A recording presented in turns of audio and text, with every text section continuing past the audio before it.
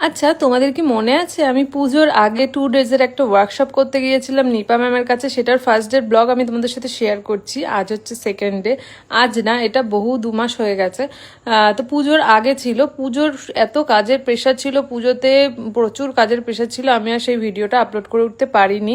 দেন আজকে আমি তোমাদের সাথে শেয়ার করছি। এগুলো কিন্তু আমি প্র্যাকটিস করেছিলাম। কেমন হয়েছে অবশ্যই জানিও।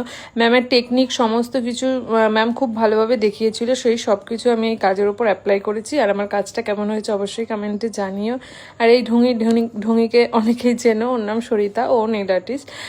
তো আমরা খুব আনন্দ করে এই 2টো দিন কাটাই। খুব অনেক কিছু শিখেছি, ম্যামের টেকনিক, প্রোডাক্ট নলেজ, বহু কিছু শিখতে পেরেছি, নতুন নতুন জিনিস।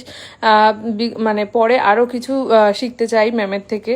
আর ম্যাম খুবই ভালো, ম্যামের বিহেভিয়ার খুব ভালো, খুব ভালো শেখায় ম্যাম। তারপরে আমরা কেক কাটিং করে নিই, সবাই মিলে সার্টিফিকেট দেওয়া হয়ে যায়। ম্যাম আমাদের সবাইকে সার্টিফিকেট দিয়ে দেয়। আমাদের এই 2 দিনের ক্লাসটা খুব ভালো কাটালাম।